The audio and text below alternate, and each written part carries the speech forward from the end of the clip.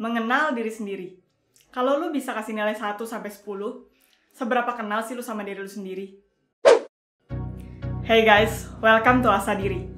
Buat teman-teman yang sudah sering menyimak konten kita di Asa Diri, kalian pasti familiar dengan ajakan gua sama Bayu untuk selalu melihat ke dalam diri kita sendiri. Menurut kita berdua, ini adalah pondasi untuk menjalani hidup. Mungkin selama hidup, lu lebih sering berusaha untuk mengerti orang lain. Mempertanyakan, kenapa sih mereka kayak gitu? Tapi pernah nggak sih lu mempertanyakan diri lu sendiri? Mempertanyakan sifat lu, reaksi lu.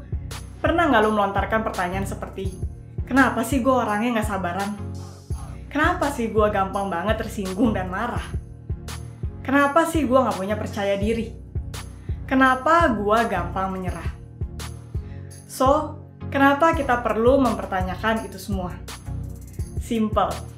Supaya lu punya blueprint akan diri lu sendiri. Lu tahu kenapa lu mudah ke-trigger akan hal yang spesifik. Lu tahu kenapa lu punya sifat tertentu. Lu tahu kekurangan dan kelebihan lu. Lu bisa memperbaiki kekurangan itu, dan lu juga bisa memperkuat kelebihan lu. Oke, ayo kita ambil contoh. Lu adalah orang yang tidak percaya diri. Lu punya ketakutan saat berbicara di depan orang. Reaksi gugup, keringat mengucur, muncul secara otomatis. Saat lu berdiri di depan orang lain, lu nggak tahu kenapa reaksi itu selalu muncul di situasi yang sama. Lu mulai terganggu nih dengan reaksi ini, dan lu mulai mempertanyakan, kenapa sih gue takut banget berbicara di depan orang?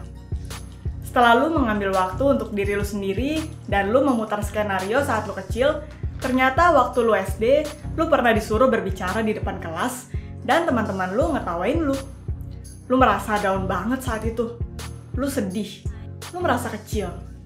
Oh, jadi itu ternyata alasan kenapa gue selalu takut untuk berbicara di depan publik. Ternyata gue menghidupkan kembali memori itu setiap kali gue berada di depan publik. Setelah gue tahu itu, gue jadi punya persepsi berbeda. Teman sekelas gue dulu itu adalah anak kecil yang masih belum bisa mengontrol aksi mereka, dan mereka tidak sadar kalau mereka meninggalkan trauma di diri gue. So, sekarang apa solusinya?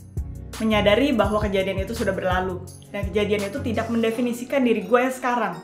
Bahwa gue tidak mampu untuk berbicara di depan publik. Gue yang sekarang berbeda dari gue yang dulu, dan gue nggak perlu takut lagi akan masa lalu. Nah, itu sekedar contoh teman-teman, gimana kita bisa menggunakan knowledge dari blueprint diri kita, dan kita bisa membebaskan diri kita dari perangkap masa lalu. Dan kita punya pilihan untuk menciptakan masa depan yang berbeda dari masa lalu. Coba bayangin kalau lu nggak mengerti diri lu sendiri. Lu akan ikut arus reaksi akan trauma masa lalu yang lu punya. Dengan punya blueprint itu, menjalani hidup akan terasa lebih damai. Karena lu sekarang adalah pemegang kendali akan diri lu sendiri. Lu tidak lagi dikendalikan. So, pertanyaannya, mau nggak lu mendapatkan blueprint itu?